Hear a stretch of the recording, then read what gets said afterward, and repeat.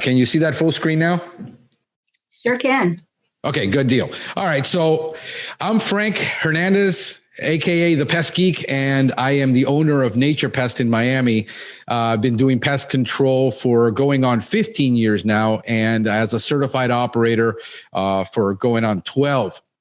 And I had the privilege of, back in 2016, a bunch of doctors from FIU contacted me that they were doing an asthma study, and they saw that I was doing classic technical IPM, and they wanted to do a study for an asthma project and to see what the reduction of asthma would be in the inner city. This was in Liberty City, Miami, in HUD homes. And we went ahead and did a pilot study for them for 6 months on 10 units. And it was very challenging. And then later on, after 1 year, they were able to get the funding based on that success of that pilot study to do basically an entire community and test it on a large community scale. And there was about 120, 140 units available, and we were able to do about 88. You can actually see the presentation that she did regarding the results of the preliminary pilot study that led to the full-blown study. So we will be in a published study in a scientific journal sometime in the near future with this. Oh, great. Now the slide isn't working. All right. So can you guys see that one moving?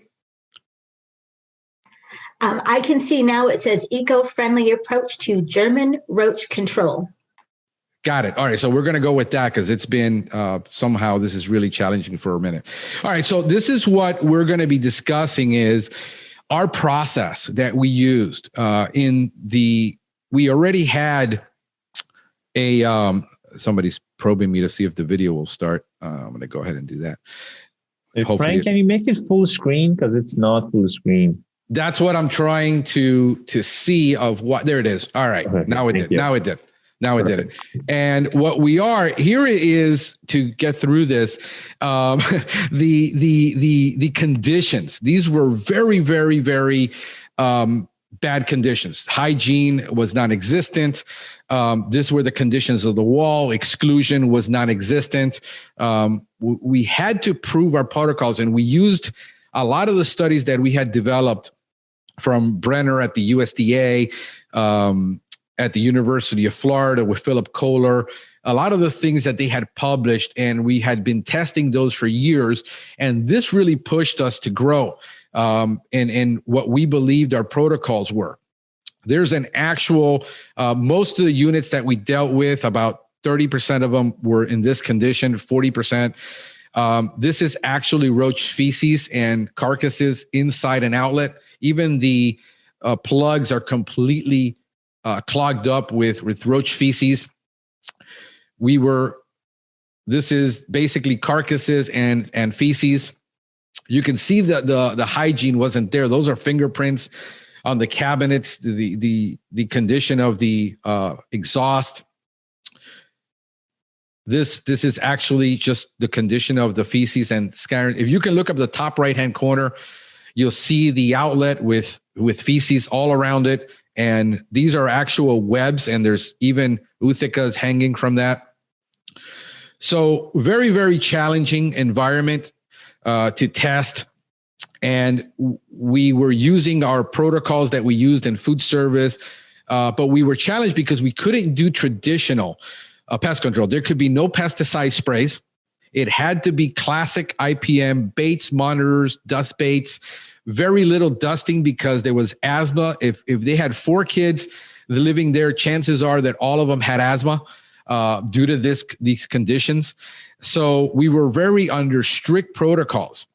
Before I get into the actual presentation and get into the biology, just do a quick anatomy for you guys. I don't know how many people here are brand new to pest control or I've never done an anatomy apart, but the German roach is an insect. It belongs to the class of Insecta. So therefore it's going to have 2 antennae. We're moving from right to left, going to have two eyes. The head is actually in the front. The back part where the lines are, where that is actually the prothorax, is part of the thorax. You've got the abdomen, and it's not seen. It's three body parts. All insects are going to have three body parts, but it's covered by the wings. And then you have the cerci. Now, the cerci is an interesting body part because it detects movement. If you try to come up behind a roach and they run, is because they can detect air movement. So they use that as part of a sensory organ. It is attached to their abdomen, but it's connected to their legs. So before they can actually, the brain really receive stuff, the legs are taking off. You've got the ootheca, which is your egg casing. Most people call them eggs. They're not eggs. They're egg casings. The eggs are actually inside and they hatch. You've got a pair of wings, and you have your legs, your tibia, your femur, and your tarsus. And this is important, especially when you're doing other types of identification. When you get to ants, I found this to be very helpful. In German roach, it's pretty easy. The lines in the back of the thorax is a giveaway on the size, but that's an easy way to identify. The mouth is usually not seen because it's underneath, but the eyes are connected right to the head. Is taxonomy important? Not really in German cockroach, because it's really one genus and one species. But I would like you to be aware of taxonomy, especially when you're starting to do research, the way I do.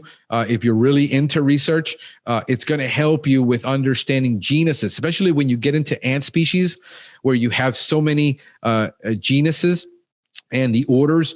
That's going to be your help. So not too much there. The client really doesn't care about this. This is for your knowledge, for your education. So we'll get into biology of the German cockroach, which is important. They're synanthropic pests, meaning that they're used to living among people. They're used to invading structures where people live, and that's what synanthropic means. They're purely domestic. Now, they cannot survive outdoors. You can see them outdoors. We saw them outdoors when we were treating door frames with thousands and thousands of roaches in the area. The roaches were walking down, and they will go from one unit to another outside, but they can't survive. They're not like American cockroaches. They love tight spaces, and this is vitally important for pest control people to know, because they're thigmotactic. That's what that term means, that they are a lover of tight spaces, cracks and crevices. This is why it's so important when you're doing German roach to really, really, really focus on the cracks and crevices, all of them, and where you think they might not fit, they're going to be in there. And when I see failure in pest control, even from my own technicians, it's usually because they ignored something in the protocol that was there. So they like warm, humid temperatures. This was a huge challenge for us because these places that we were dealing with did not have any air conditioning. So you're here in South Florida, you're in Miami, you're in the summer, you're at 90 plus degrees and 100% humidity. Nymphal development, egg development is at a maximum. This is your worst case scenario. And this is what we were challenged with, because at 74 to 83 degrees, incubation for nymphal development is optimal. So in South Florida, everybody keeps their home between that 74 to 78 degrees during the day, and maybe it might go between 74 to 70 at night if they really want to sleep really cold and comfy. So this is where we were having a huge challenge on our hands. There is an incomplete metamorphosis. There's only 3 life stages: egg, nymph, and adult with roaches. It's not like flies or ants that have complete metamorphosis. And that's one of the questions I think we have on the for them to answer. One of the challenge questions that we had is on there. The entire life cycle from egg to adult is about 100 days. And this is vitally important on if you're doing German roach control, that if you do a one-time service, you're pretty much guaranteed to fail. And if you're doing 2 services or 3 services, you're still going to have to do a follow-up probably at about 90 days, because that's when you will start seeing the new development of that generation. So that is vitally important that if you're doing services, that somehow in your protocols, you have a follow-up. Because if you wait for the customer to determine whether they have a problem again, your monitors and the way you put those out, which we're going to discuss, and how we did that based on a study that was published, we were able to do very good monitoring. So females are going to live between 140 and 280 days. Males live between 90 and 140 days. So in a year, in less than a year, you could have a big generational problem with German roaches if you're not monitoring. And that's one of the biggest failures, that you treat apartment units, especially in lower income areas, and you solve that problem, and 90 days after and a year later, they're back at it where they were, especially in multi-unit. The first Utica will hatch, it will be produced between 8 to 10 days after they become an adult. Now, the one Utica takes about 6 weeks to totally produce and start to hatch. And in a life cycle in the average roach, you're going to be between 4 and 9 Utica during her lifetime. That's important because of duplication. If unattended, we understand that you can get up to 10,000 roaches in about 12 to 15 months in a structure. And this is what we ended up with in this case. An Utica contain up to 48 eggs and get about 48 hatching, but typically you're going to be with somebody somewhere between 30 and 40. When customers talk to you about, it's just not that many roaches. It's a tip of the iceberg. What they're not seeing, it's what's important, and helping them understand that the egg production or the larval production on this, the nymph production on this from 30 to 40 is a lot when you're considering that you can have 200 roaches and, half of those might be, carrying an Utica. So she can do about 200 to 250. There's been as much as 350 documented in a lifetime of a German roach, which is less than a year. So you can see the potential problem trying to explain this to your clients. Adult females release, and we're going to get into mating, and a pheromone attractant. Now, females is interesting because they can mate once or they can mate multiple times, and just one mating can produce enough Uthicas for a lifetime, providing there's enough sperm available to her to be able to inseminate those eggs. Females initiate a calling 5 to 7 days after the imaginal molt. Now, the imaginal molt is the last molt. So understand that just really quickly, 5 to 6 days, as early as 4 days, she can go ahead and start initiating mating calls with a pheromone. And the calling, maximum calling, is usually 6 to 7 days after that imaginal molt when they start. And if not mated, she can continue to call for 3 to 4 days. And this continues for 24 hours before ovulation. Now, this is interesting. They did a study and they showed that males, 80% of males prefer virgins and only 20% chose mated females. That could be an interesting conversation to have with your clients. Calling is completely suppressed once they are mating, and then the process starts all over again afterwards. At room temperatures, development on the nymphs is going to be about 60 days. And this is why it's important that we develop, when it comes to German cockroach, entomologically based programs versus programs that are based just on whatever the material motive is. So you can do a one-time service and understand that you're going to have maybe 2 services. On 80% of the cases, we can solve it in 2 services, but there's going to have to be a follow-up, most likely before 90 days, to ensure that we're getting the control. And in your stages between, the nymphal stages are molts. That's for basic biology there. Let's talk about feeding, because feeding is really important, especially in this model that we used, because we were not allowed to use any pyrethroids, any neonics, any liquid sprays.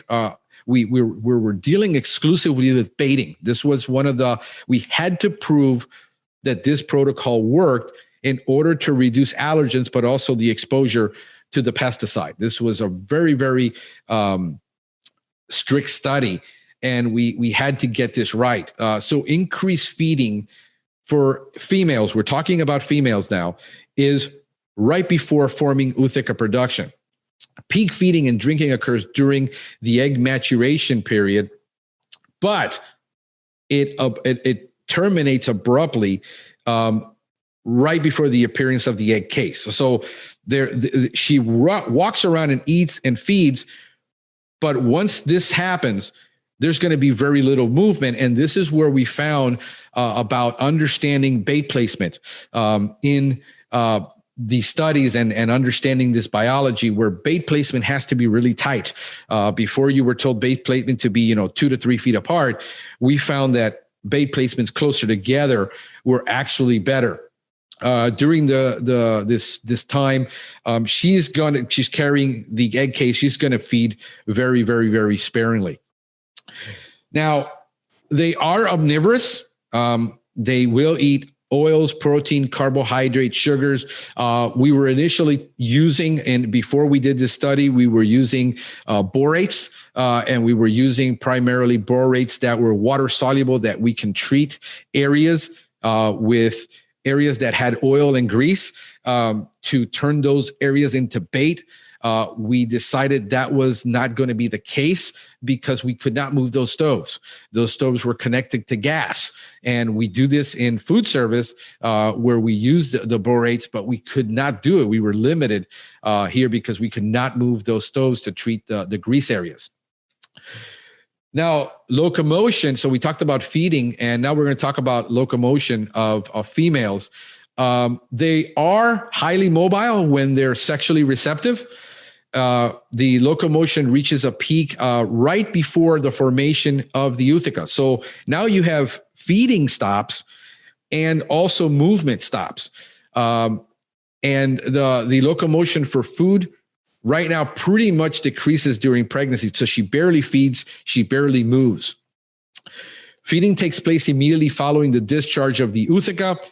Process starts all over again, and activity increased 5 days later when females became sexually receptive. Again, understanding that life cycle of how long this is going to take, which is about 30 days. You have to deal with that if you're not getting all the places where they're going to be. Increased activity is 2 days before the end of the pregnancy. She starts to move around again. And probably because she's looking for a place to deposit that ootheca, but realize that most of the time it's going to birth right there, right on her. All right, so let's talk about the actual process of the service. And I'm just making sure that everybody's still hearing me because I can't see anybody. So is everybody still hearing me okay? I can hear you. And for anyone that has their microphone muted, please feel free to answer in the chat. Yeah. And then you're going to have to give me the questions that they asked so I can answer them, because obviously I don't know if I can see them right now. I don't know. Absolutely. Yeah. Just reminding everybody, if you have some questions, and there's a lot of great information we've been getting this morning, please feel free to use that box. Yep. And hopefully I'll have enough time to answer them afterwards. So we were using this method. This is what we used right here. We used vacuuming for roaches. We used air for flushing because we couldn't use pyrethroids. And since we were using baits, that is one of the number one causes of bait failure, is using pyrethrum for flushing and then immediately going in and using bait. So we were using air, compressed air. We had an air compressor. We'll show you that. And gel bait, we used dust bait, and the dust bait we were using at that time was Avert. A lot of the studies show that Avert in actual control is really a maximum of 20%. So it's a layered product, but we will not going to depend on Avert for our main product, but we use it in places where we know we can. And insect growth regulators was a must, and monitors. And we're going to discuss where monitoring is best. So vacuuming, the good thing about vacuuming is that you remove all the live roaches. 100% of the roaches you don't have to kill, and it reduces the amount of bait you need, because bait is expensive. If you have large population of roaches and they're eating all of your bait, immediately it could turn into a mass consumption of bait. We were, to put this way, every inch of some of these homes were infested. They had the entire kitchen infested, dining room was infested, any furniture in there was infested. If you were going down the hallway, they had the old threshold that were glued, and they were completely removed. And behind all of the thresholds throughout this entire unit, there were thousands leading up the stairs, down the hallway, into the bathrooms. The bedrooms were completely infested. Some of these units took 6 to 8 hours to do a complete clean out with 2 people. So you can imagine. Now, the vacuum we did use is a Atrix vacuum, which has a HEPA three-phase filtration, because we did not want anything in the air, especially when we were having asthma problems, because the allergens from these roaches were a major problem. So removing the allergen from the area was vital. We removed the carcasses and oothicas, which also carry allergen and also carry diseases. So surprisingly enough, there were no diseases, but when we asked the doctors that were part of the study, says, well, they've already have it in their gut and they've become adapted to it. If we had this problem in a restaurant, you would probably have severe E. coli issues with people having food poisoning. But in this case, there wasn't any because of that. We talk about. If I may, Frank, let me just interrupt for a second, if you don't mind. We have a great question. The question is, what's the percentage of nymphs, males to females, during the life cycle of the female? Oh, that's a very good question. The studies show that it's usually about an 80-20. So 80% are going to be nymphs, 20% are going to be adults in the area. And male to female is going to be tough, because I don't think we have a study yet, mass study to do that, but that I haven't read. But it is about, and we're going to see it in the monitors that when I'm going to show you, that it is about an 80-20 split. I hope that answers the question.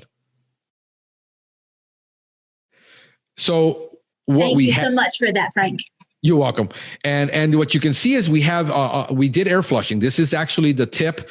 We had a compressor. We had a 3-gallon compressor, and we compressed the air, and we had it very low. So we just basically needed to blow out the roaches because you can't get them out. They'll grip really tight to the cracks and crevices, and vacuum alone is not going to get them out. So we basically flushed it out, and we would get basically 90-something% of those roaches out of there, where we would see, after we stop air movement, we would then see only nymphs coming out, and we could continue to vacuum, and then we would just leave it alone because we knew the air. So cabinets, inside door frames, thresholds, we had to do this to, baseboards, appliances.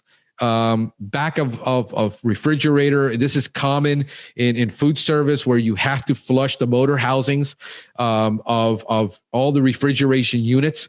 This is a great way to do it, where you can get them out. And what you do is just have the wand in one hand, the vacuum in the other, and as you're flushing, you're basically flushing and picking up at the same time.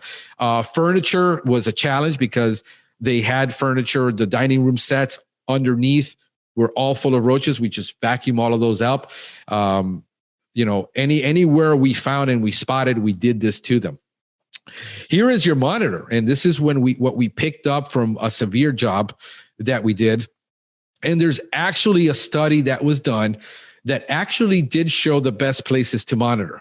The extensive study, I remember when I first started out in the industry, we would see all the monitors underneath the water pipes, and people would just, glue them to underneath the water pipes, and we never caught roaches, and people were complaining they were finding roaches. Actually, it turns out that is one of the worst places to put a monitor. It's not the best. The best is actually behind the stove or near the stove and beside or behind or under refrigerators. Some refrigerators we were able to move to be able to treat. Others we were not able to move. They were so in place because of how old they were, how heavy. This was a huge challenge of baiting and being able to flush and move things out because they couldn't be moved. But we find today that is standard. We put it either behind, we pull if we can't move the stove, we pull out the warming tray, which most people think is for storing your items. It's actually warming tray. We move that on underneath. We were able to put the monitor back there. We push it back into place. And now we have an easy place to monitor and visualize how many roaches we're having when we're doing our follow-up services. Also fridge. And then the least place where you caught roaches were like right beside the toilet. Putting monitors there produced the least amount of roaches. We find that kitchen. So that's where we standardize it now. If we also have a dishwasher, we try to slide them underneath. I like these monitors because we has a very large area of you to monitor. They're going to walk right over it, and you can slide it underneath things and then be able to pull them out very easily. So if anybody has questions up to that point, feel free to interrupt me there. But we basically have IGR, and what we used for this study was the point source hydroprene, S-hydroprene. Because of all the studies we've done previous to that, it reduces the amount of labor. It is an expensive product, but the labor to do IGR treatments when you're doing crack and crevice is much higher. This saves you an enormous amount of money on labor. Hydroprene and pyriproxyfen are the two that are really available to us that are juvenile hormone mimics. And the way this works in roaches is that roaches, in order to molt to the next stage, they have to lose the hormone. What this does is it keeps the hormone in the environment and prevents them from molting completely. Something is lacking. Now, the way juvenile hormone mimics work is they mimic that juvenile hormone.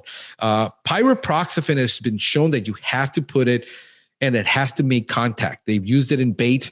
It has to make contact where hydroprene doesn't. Hydroprene volatilizes in the environment. And when it volatilizes in the environment, if you've got a 100 square foot area, all of that area is going to be, they've done studies where they've applied it upstairs and have found it downstairs. So we use it about every 90 days. We switch it out, and we find that this was very, very effective in our control as a long-term strategy.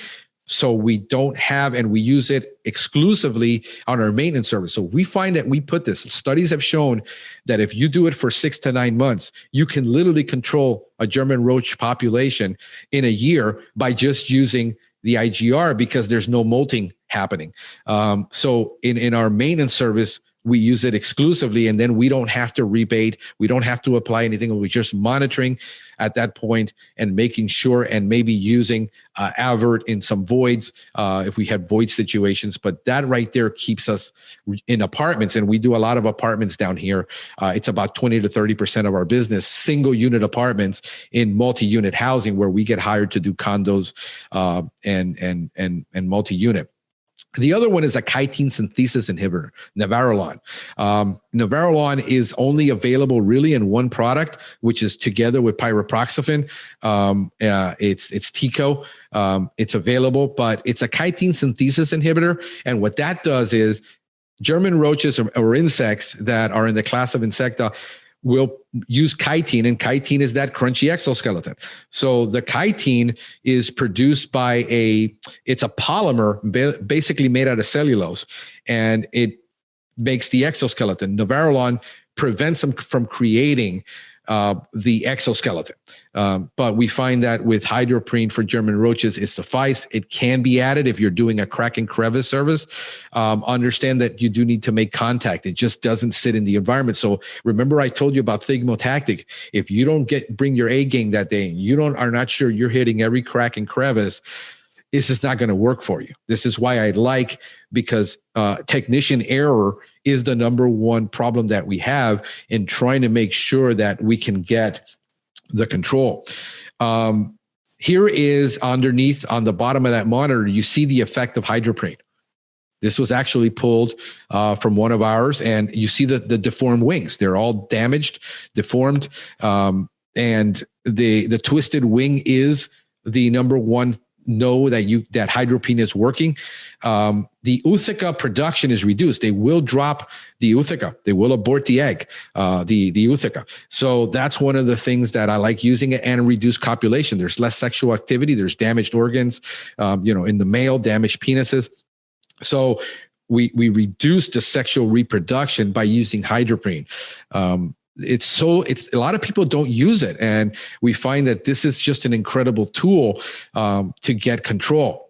Now, let's talk about baiting and bait failure. And this happens with new technicians for us, even sometimes when they get lazy. The three things that cause bait failure is going to be technician error, not putting the bait in the proper place. Again, understanding being thigmotactic. You can't just put it in open. We've all seen it. Somebody put a strip of bait in the middle of a backsplash. That is the absolute worst place to put gel bait. It has to be in the cracks and crevices. What we discovered through this whole process in doing this for 3 years is that we were told by the manufacturers and the old time that you put bait, 2 feet apart. What we found is that by using smaller amount of bait, closer together, about 1 foot apart. And what we do is we use a grid system.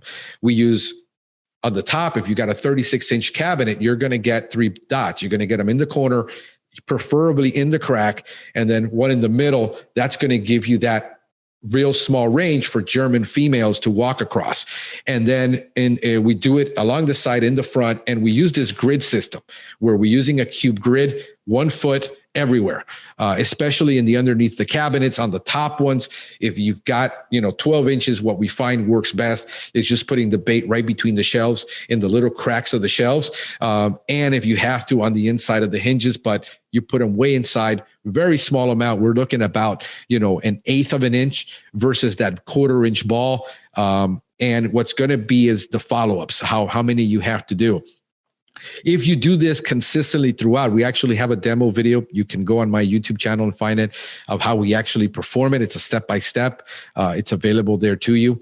And then the other thing is, when you're doing extensive baiting, and people who do baiting will tend to do baiting for maintenance. It's totally useless. If the roach isn't there, baiting for maintenance, when roaches aren't there, you're going to build up the bait. And then what happens is there is bait avertment. Because of the bait that's building up. So once a roach decides, I'm not going to eat this, and you put out fresh bait and you do have a problem, you're going to decide maybe she's not going to eat it.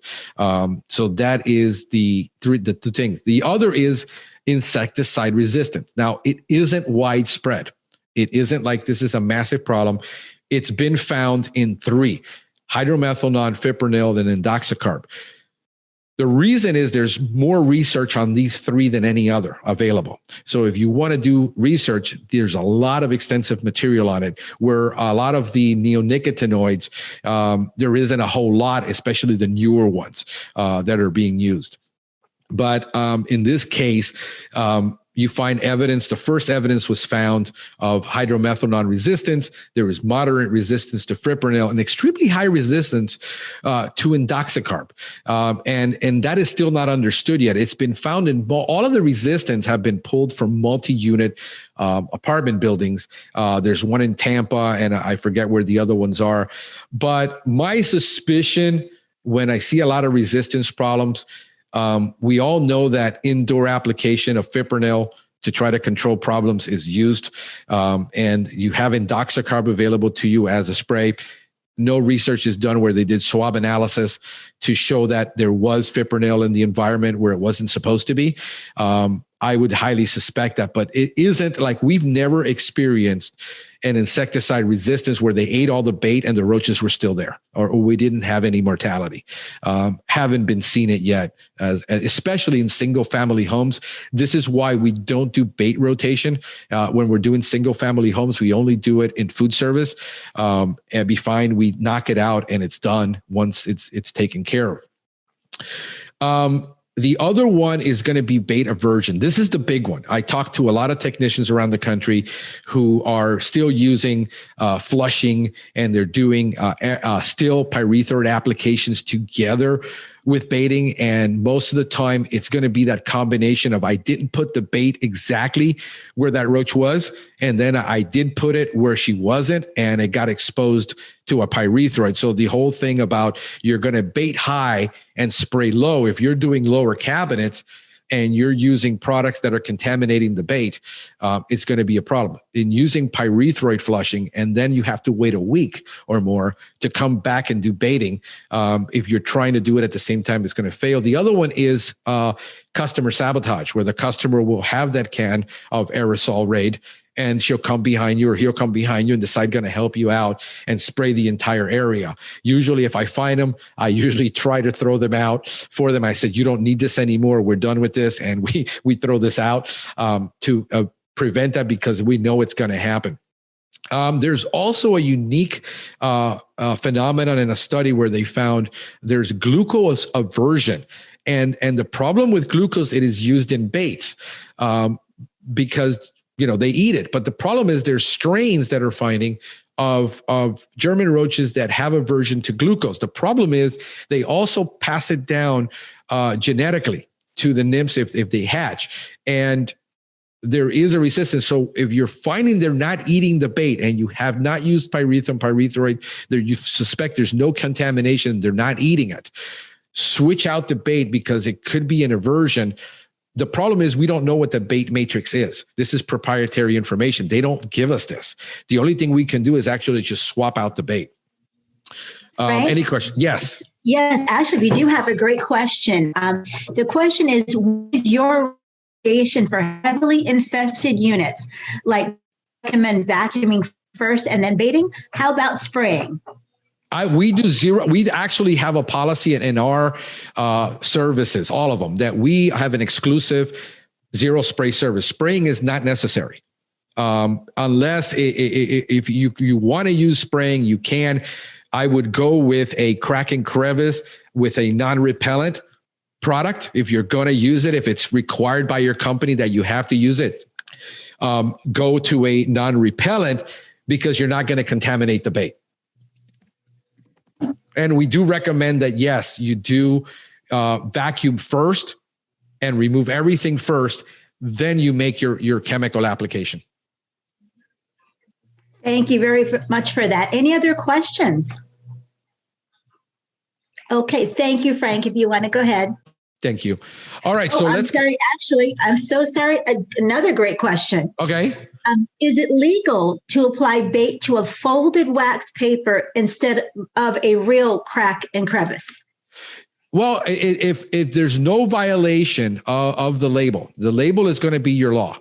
I know people use the cardboard, fold up the little paper and put it underneath. If it doesn't say specifically that you can't, because you can put it into open spaces. It in a crack is the way that you want to do it because of the biology. It does not say anywhere. You can actually put a line on most products in an area that isn't a crack. It's just a corner somewhere. So yes, you could do that. It's extensively done especially where you can't reach behind that refrigerator, like I was talking about.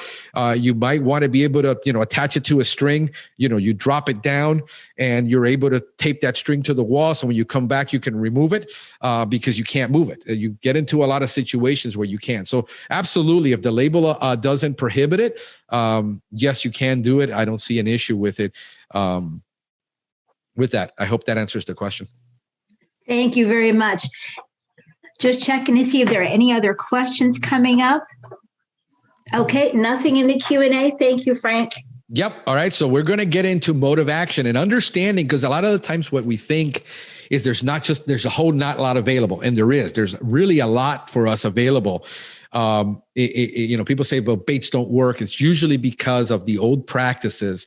I tell people, look, trust me on this, put the B&G down, let it go, try it and do it and follow the instructions and put the B&G down and start and watch how much more effective your bait becomes when you're forced yourself to actually do it. But there's mode of action. Fipronil is available. It's a class 2 Fipril. It's a GABA-gated chloride channel blocker. And what the way baits work are they're all going to be neural products except for borates. They're going to work by either closing channel in the neurons or opening them. You either keep it open and you block it, or you modulate it and it oscillates by closing. This one blocks it, keeps that GABA-gated chloride, so the system gets flooded with chloride and the roach dies. So Fiprils are available to you. The next class that's becoming very popular, we started out with imidacloprid and dinotefuran, and clothianidin is available. Clothianidin is probably one of the more newer ones, and so is dinotefuran. It's a class 4 neonicotinoid. It's a neonicotinic acetylcholine receptor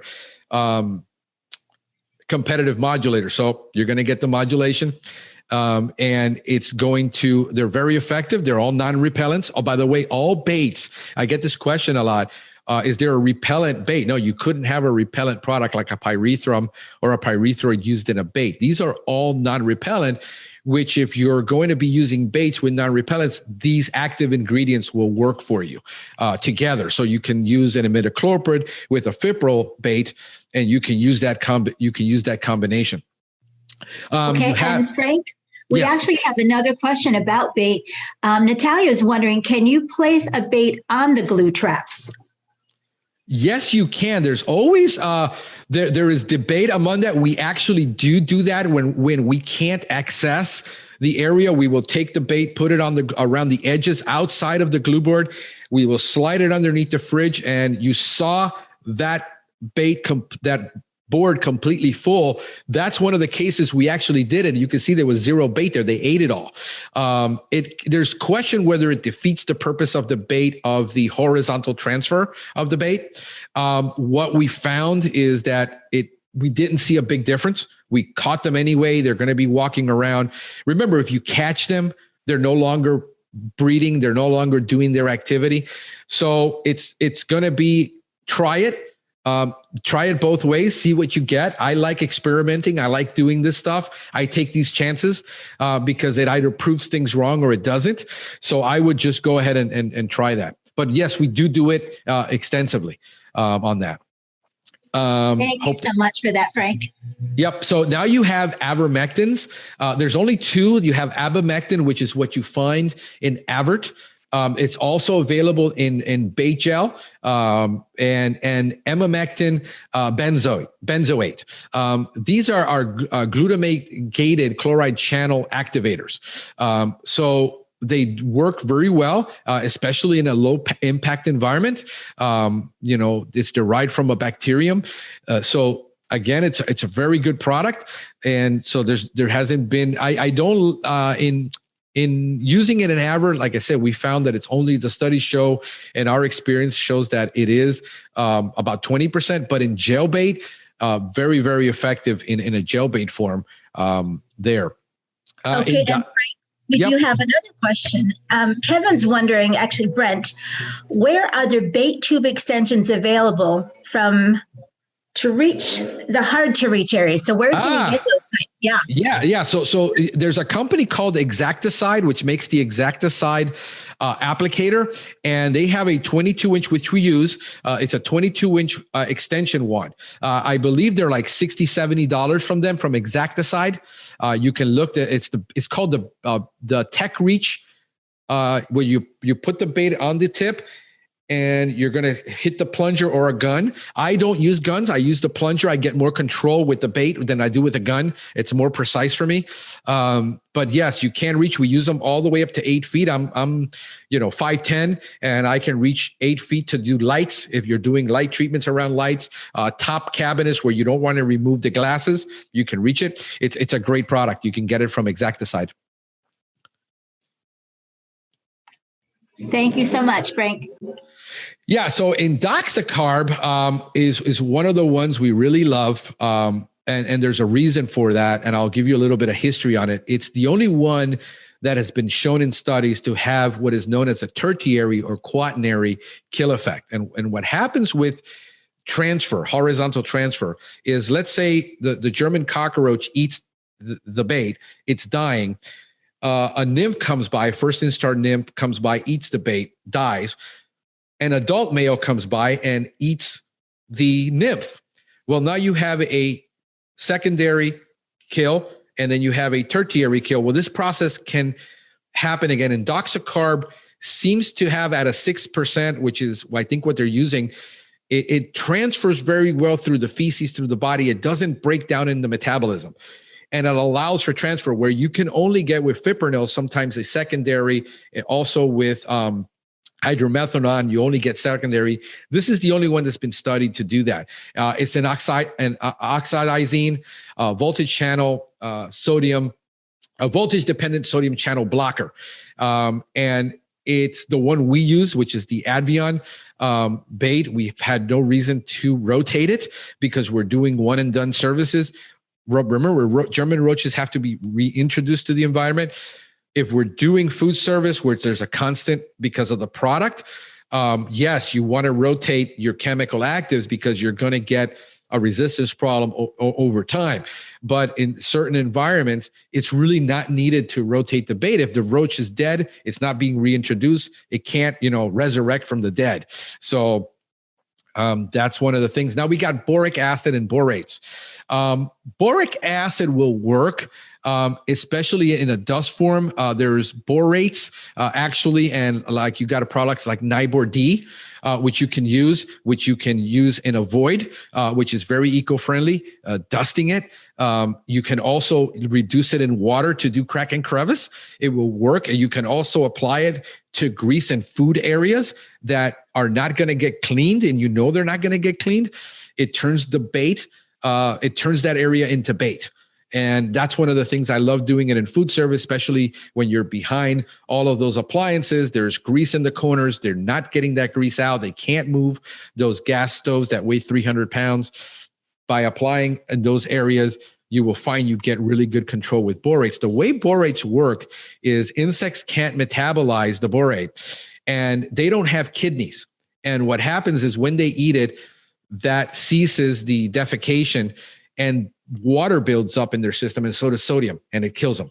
That's how borates work. In gel bait, we found that it's not really that effective for German. We found that it's really more effective, like your magnetic bait, for using for American roach. What we found is for American roach, we also use the Advion for nymphs, and when we're doing a dual mode treatment, it works really well but you're putting it at that large 2-foot with American, just a freebie there, and to get going with that.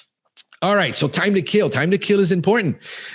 We live in a society where people want it quick. They waited till the evening before Thanksgiving, and now they want you to come out and knock out all their roaches so they're not embarrassed for Thanksgiving dinner. It's not going to happen, and especially when you're using baits. Time to kill at 95 to 100% in a lab. Okay, this is not field. This is in vitro. 28 hours per clothianidin, 32 hours for fipronil, and indoxacarb is the slowest.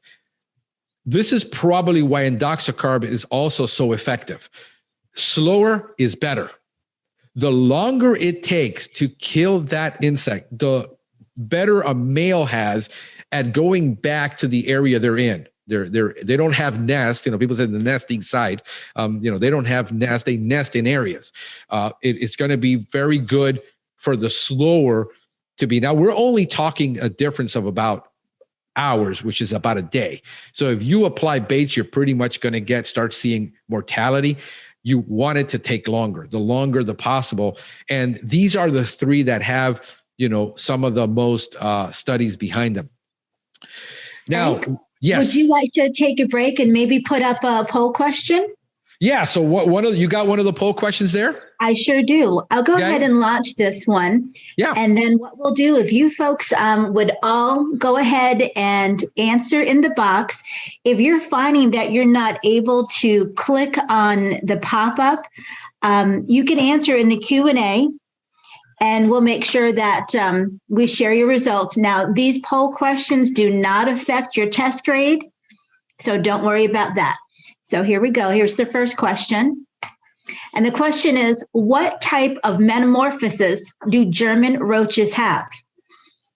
Option 1, complete. Option 2, incomplete.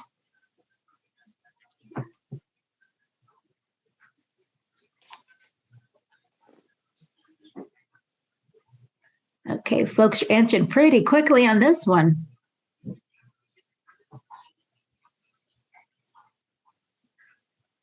Okay, I'm just going to give it a couple more seconds.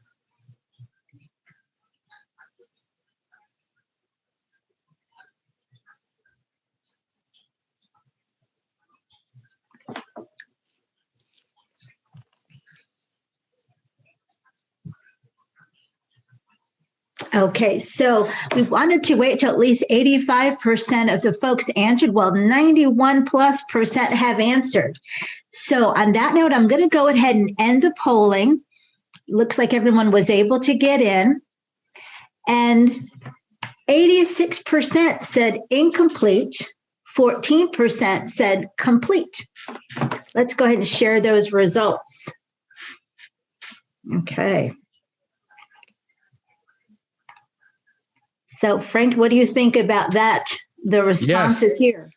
Yeah, no. So it's incomplete. We covered that at the beginning of the class. And so you're going to be hard pressed to find larvae and pupae if you're doing inspections, because they're not there. If you have a complete metamorphosis, they wouldn't be there.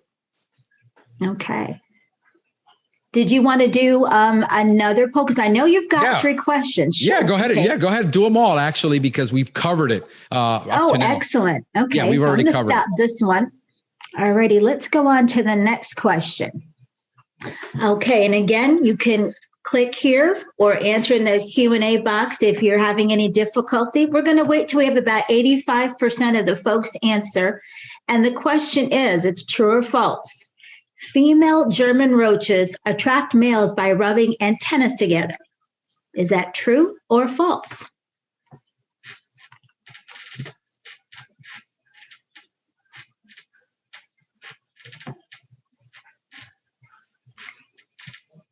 Wow, another one where folks are answering very quickly.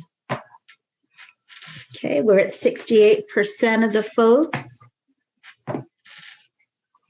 81%, 86%.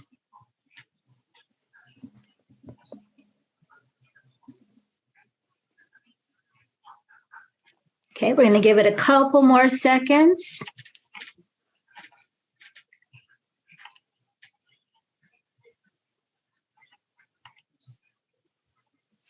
Okay, let's go ahead and end that polling. So 86% have voted. So 74% said false and 26% said true. So Frank, I'm going to let you answer that. And then I guess we're getting close to time. Yep. So I'm going to stop sharing that and I'll let you finish. Thank you. Okay, so thank you. Yeah, so it's actually pheromone. They emit a pheromone, not rubbing their antennas. So what do we know about the biology of why the baits work and they work better than traditional spray service? Well, roaches do things like eat their feces, they eat vomits, and they eat their own. And those are the entomological responses on the right. But what we find is, let me go here. Something happened. There we go. All right. So in emotophagy is different than trophallaxis. People say, well, German roaches don't feed their young through vomit, through trophallaxis, like ants and termites do. And you're absolutely correct. They don't. But here's what happens. When the studies that they've done of what happens when they eat certain types of active ingredients, it's producing some type of enzymic effect that we don't understand it.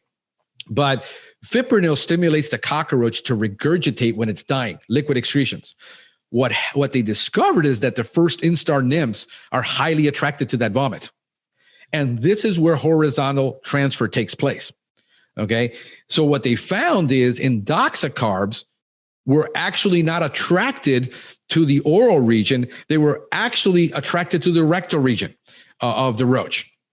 And so they're going to be, this is caprophagy, where it can be both somodal and anal on both sides. And then with hydromethanol, what they found is it caused severe defecation before death.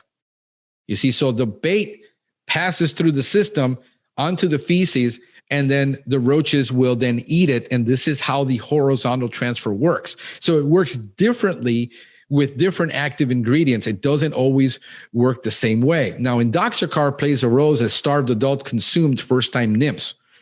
You see, so so there's enough in the system inside their gut that they can actually kill an adult roach.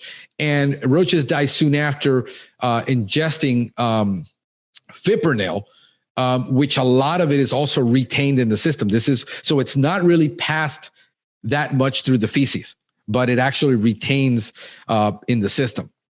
All right. And then if you're interested in all of these studies, I've got over 29 studies on everything from asthma to biology to feeding behavior, mating behavior. There's about 29 or 30 studies on there. There's the link. You can take a screenshot of that and go ahead. And if you've got any questions on the final, I'll be glad to take some questions. And that's going to conclude an eco-friendly approach to German roach control. Okay, excellent. Frank, that was very, very informative. I cannot believe how much I learned today. So definitely appreciate you and all the time you put into this. I know we're running just a couple of minutes late, but figured, is there any questions before we let Frank go? Okay, here we go. Thank you.